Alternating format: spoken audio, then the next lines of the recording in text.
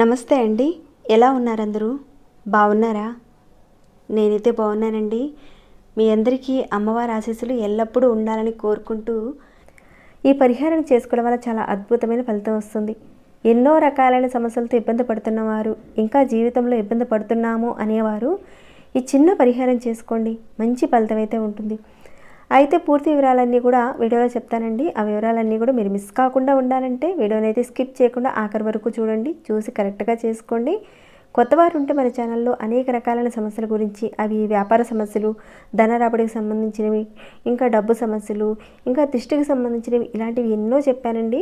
మీకున్న సమస్యను బట్టి చెప్పిన పరిహారాల నుంచి మీరు చేసే సమయము, అలానే పదార్థము అన్నీ కూడా ఎంచుకొని మీరు ప్రయత్నం చేయండి. ఇలాంటి వీడియోస్ని మీరు మిస్ కాకుండా ఉండాలి అంటే మన ఛానల్ సబ్స్క్రైబ్ చేసుకుని నోటిఫికేషన్ వచ్చేలా బెల్ బటన్ ఆన్లో పెట్టుకోండి. సరేనండి, ఇక ఈ పరిహారం మాట ఏందో చూద్దాము. ఈ పరిహారానికి కావాల్సిన పదార్థాలు అంటే ముందు చూద్దాము, తర్వాత ఈ పరిహారాన్ని ఎవరెవరు చేసుకోవాలి ఏంటనేది అన్నీ కూడా చెప్తాను వీడియోలో. ఈ పరిహారానికి కావాల్సిన పదార్థాలు కళ్ళుప్పు తీసుకోవాలండి. దీనిని సముద్రపు ఉప్పు, దొడ్డుప్పు ఇలా అంటారు కదా, అంటే వేరువేరు ప్రాంతాలను బట్టి రకరకాలుగా పిలుచుకుంటారు, అందుకే చెప్తున్నానండి. కళ్ళుప్పు తీసుకోండి. మెత్తటి ఉప్పు అనేది పరిహారానికి వాడకూడదు, కళ్ళుప్పును మాత్రమే వాడాలండి. అలానే పంచదార కావాలండి. ఇంకాను ఒక కాపర్ గ్లాసు నిండుగా నీళ్లు తీసుకోండి.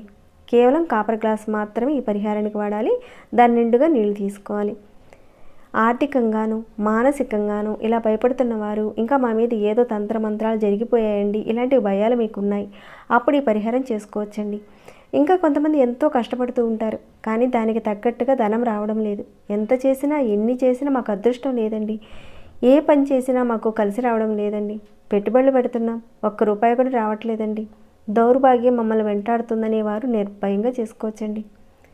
ఆ దౌర్భాగ్యం తొలగించుకునే అద్భుతమైన పరిహారం ఇది.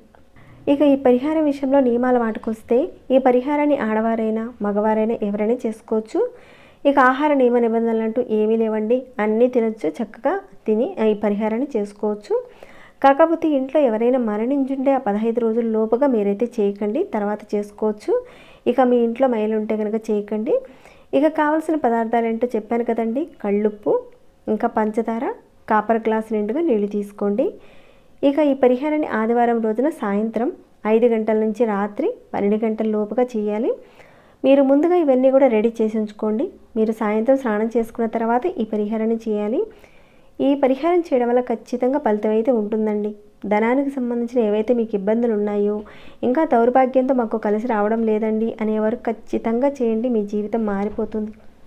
అలానే ఏదో ఒక సమస్య మిమ్మల్ని వెంటాడుతుంది, అధికంగా మానసికంగాను కుంగిపోతున్నారు, శారీరకంగాను ఆరోగ్యపరంగా ఎన్నో సమస్యలు ఉన్నాయి, వాటి నుంచి బయటపడే మార్గాలు తెలిస్తే ఈ పరిహారాన్ని చేయడం వల్ల. సరేనండి, ఇక్కడ ఒక మాట మీ అందరికీ చెప్పాలనుకుంటున్నాను. పరిహారాల నుంచి మీరు ఏది చేయగలుగుతారో ఆ పరిహారాన్ని చేయండి. చేసే పరిహారాన్ని మాత్రం మీరు పూర్తిగా చేయండి, సగం సగం వదిలేసి మాత్రం చేయకండి, పూర్తిగా చేయండి. అది కూడా చెప్పిన పదార్థాలతోనే మీరు ఈ పరిహారాన్ని చేయండి, వేరే ఇతర పదార్థాలతో మాత్రం చేయకండి. ఈ మాట ఎందుకంటున్నానంటే, నేను ఒక పిక్ పెడతానండి, చూడండి మీకు తెలుస్తుంది. ఇలాంటి కామెంట్స్ నేను చాలా వరకు చూస్తున్నానండి, కానీ ఎక్కువగా వీడియోలో చూపించి చెప్పడానికి నాకు ఇష్టం లేక చూపించడం లేదు. ఒకసారి పెడితే మీ అందరికీ అర్థమవుతుందని చూపిస్తున్నాను. పరిహారం చేసే విషయంలో మాకు ఆటంకం వచ్చిందండి, ఎలా అండి అని మాత్రం అడగండి. ఎందుకంటే అన్ని నియమాలు చెప్తాను నేను. ఒక పరిహారాన్ని మొదలు పెట్టేటప్పుడు, ఆ పరిహారం చేసేటప్పుడు మీకు వీలవుతుందా, అక్కడ చెప్పే పదార్థాలు, సమయము, మీకున్న పరిస్థితులను బట్టి మీకు అన్నీ కూడా అనుకూలంగా ఉన్నాయా, చేయండి. అలానే ఇన్ని వారాలని చెప్తానండి. కొన్ని పరిహారాల మధ్యలో బ్రేక్ వచ్చినా మనం కంటిన్యూ చేసుకోవచ్చా చేసుకోకూడదా అనేది కూడా చెప్తానండి. అవన్నీ మనం కొంచెం దృష్టిలో పెట్టుకొని మీరు ఒక పరిహారాన్ని చేసేటప్పుడు పరిపూర్ణమైన నమ్మకంతో ఖచ్చితంగా చేయండి, మంచి రిజల్ట్ ఉంటుంది, మొదలు పెట్టండి. అలా కాకుండా మీరు వేరే రకంగా చేసి మాకు రిజల్ట్ రాలేదంటే ఎప్పుడూ రాదండి, కరెక్ట్గా చేస్తేనే వస్తుంది. ఈ పరిహారం చేస్తే ఖచ్చితంగా నాకు రిజల్ట్ వస్తుంది అనే ఒక భావన పెట్టుకొని చేయండి. ఇక ఈ పరిహారాన్ని అయితే ఆదివారం రోజున సాయంత్రం 5 గంటల నుంచి 12 గంటల లోపుగా చేయాలి. ముందుగా మీరు ఒక బౌల్ తీసుకోండి, దానిలో సమానంగా ఉప్పు, పంచదార, అంటే ఆ బౌల్లో 1 స్పూన్ ఉప్పు వేశారు, అలానే 1 స్పూన్ పంచదార వేయండి. ఇలా సమానంగా బౌల్లో, ఏదైనా పర్వాలేదండి, బౌల్ అయితే ప్లాస్టిక్ కానీ స్టీల్ కానీ ఏదైనా పర్వాలేదు, దాంట్లో వేయండి. తర్వాత ఈ రెండింటిని కూడా మీ కుడి చేత్తో ఈ విధంగా కలపండి. ఇక్కడ చూపిస్తున్నాను కదండి, ఇలా కలపాలన్నమాట. ఇదంతా మీరు ఎక్కడ చేస్తారంటే మీ ఇంట్లో ఏదైనా ఒక గదిలో మీ ముఖం ఉత్తరం వైపు పెట్టి కూర్చొని, అంటే నేల మీద కాస్త చాప వేసుకొని కూర్చోండి. అంటే మీరు డైరెక్ట్గా నేల మీద మాత్రం కూర్చోకండి. ఒకవేళ నేల మీద కూర్చొనే పరిస్థితి మీకు లేకపోతే మీరు కుర్చీలో అయినా సరే ఈ పరిహారం చేసుకోవచ్చు. ఆ విధంగా కూర్చున్న తర్వాత మీ ఎదురుగా కాపర్ గ్లాసులో నీళ్లు పెట్టుకోండి. తర్వాత ఈ బౌల్లో మొత్తం కూడా ఇవన్నీ కూడా కలిపి పెట్టారు కదండి, వాటన్నిటిని ఉప్పు, పంచదార వాటన్నిటిని కూడా మీ కుడి చేతి గుప్పెట్లో పెట్టుకొని ఇలా పిడికెట్లో పెట్టుకొని ఒక 2 నిమిషాల పాటు ఈ మంత్రాన్ని జపించాలి. ఈ మంత్రానికైతే గురోపదేశం అవసరం లేదండి, చాలా ఈజీగా ఉండే మంత్రం. ఆ మంత్రం ఏంటంటే ఓం శ్రీం మహాలక్ష్మి ఆగచ్చ ఆగచ్చ స్వాహ. ఈ మంత్రాన్ని మీరు ఒక 2 నిమిషాల పాటు జపించండి. ఈ మంత్రం నేను స్క్రీన్పై ఇస్తానండి, అలానే డిస్క్రిప్షన్ బాక్స్లో కూడా ప్రొవైడ్ చేస్తాను, ఒకసారి చూడండి. పిడికిలు మాత్రం గట్టిగా పట్టుకుని ఈ విధంగా అనుకున్న తర్వాత ఇక మీ గుప్పెట్లో ఉన్న పంచదార ఉప్పుని మీ ఎదురుగా ఉన్న ఆ రాగి గ్లాసులో వేసేయండి. తర్వాత ఇక మీరు వెళ్ళి చేతులు కడుక్కొని వచ్చేయండి. ఇక ఈ పరిహారాన్ని మీరు సాయంత్రం, అంటే ఆదివారం రోజున సాయంత్రం 5 గంటల నుంచి 12 గంటల లోపుగా చేయాలండి. తర్వాత మీరు ఎప్పుడైతే పడుకోవడానికి వెళతారో అప్పుడు మీరు మీ మంచం మీద పడుకున్నా కానీ ఆ గ్లాసును ఒక పక్కగా పెట్టండి. అంటే ఒక స్టూల్ మీద కానీ టేబుల్ మీద కానీ అలా పెట్టండి. ఈ గ్లాస్ మీద అయితే ఎలాంటి మూత పెట్టనవసరం లేదు, ఓపెన్గా అలానే ఉంచేయండి. మీరు పడుకున్న గదిలో మీరు పడుకున్నప్పుడు మీ తలకి దగ్గరగా మీ చెయ్యి అనేది తగలకుండా ఒక స్టూల్ మీద కానీ ఏదైనా అలా పెట్టుకొని పడుకోండి.